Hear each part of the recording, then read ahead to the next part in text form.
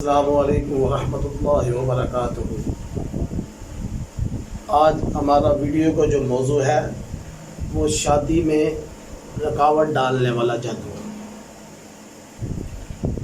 رکاوٹ ڈالنے والا جادو کون سا ہے؟ آپ صلی اللہ علیہ وسلم نے فرمایا کہ 3 چیزوں میں جلدی کرو۔ جب بندہ فوت ہو جائے اس کی میت دفنانے میں، جب بچی اور بچہ جوان ہو جائے اس کی شادی میں جلدی کرو، اور جب نماز کا وقت ہو جائے تو جماعت کے ساتھ نماز پڑھو۔ اسی طرح جب انسان پر شادی کا جادو کیا جاتا ہے نا، تو اس کی علامات یہ ہوتی ہے کہ اس کے سینے میں شدید قسم کی گھٹن شروع ہو جاتی ہے، اور عصر سے لے کر رات گئے تک اس کو گھبراہٹ رہتی ہے، دل کی دھڑکن تیز ہو جاتی ہے، اور نمبر 2 اس کے بعد اس کی علامت ہے کہ اس کے سر میں درد رہنا، دائمی درد کا رہنا سر میں۔ اور جب کہیں اس کی منگنی یا وغیرہ ابھی تو ہو بھی گیا تو اس کا منگیتر کی صورت میں اس کو بدصورت نظر آنا، اپنا منگیتر کا چہرہ بدصورت نظر آنا۔ نمبر 4 بہت زیادہ پریشان رہنا، مطلب کوئی بھی کام ہونا، لوگ تو ہنستے ہوتے ہیں کھیلتے رہتے ہیں، وہ پریشان اتنا زیادہ ہوتا ہے کو سمجھ نہیں آتی۔ نمبر 5 نیند کے دوران گھبراہٹ کا احساس ہونا۔ نمبر 6 معدے میں شدید قسم کا درد ہو جانا، کہ اس جادو کی وجہ سے معدے میں بہت زیادہ درد شروع ہو جاتا ہے۔ نمبر 7 کہ انسان کی جو ریڑھ کی ہڈی ہے، نچلی ہڈی، اس میں درد کا رہنا، بہت سخت درد۔ جادوگر آدمی جب بھی جادوگر کے پاس جاتا ہے کسی کے لیے جادو کروانے کے لیے، تو وہ کہتا ہے کہ اگر کسی کے ساتھ اس کا وہ رشتہ نہ دے، بیٹی یا بیٹے کا، تو وہ دشمنی میں آ کر جادوگر کے پاس جاتا ہے اور کہتا ہے کہ میں نے ان پر جادو کروانا ہے، انہوں نے میرا رشتہ نہیں دیا۔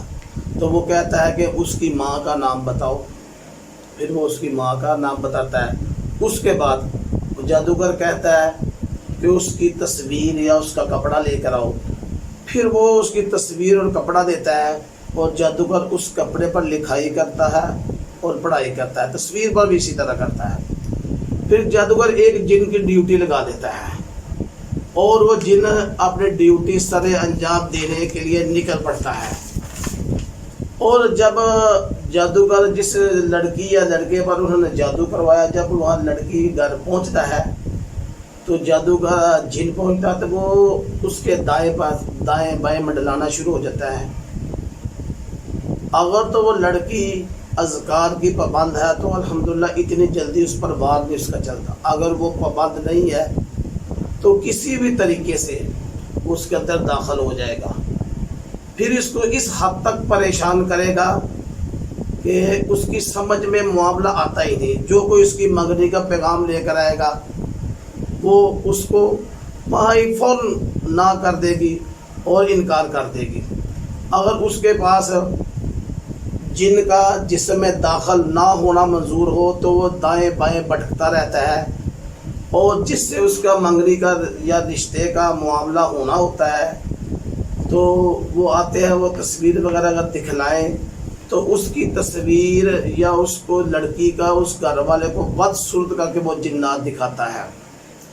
کہ یہ کسی بھی بلا وجہ کسی وجہ سے یہ لڑکی انکار کر دے، اور وہ لڑکی انکار کر دیتی ہے۔ جادوگر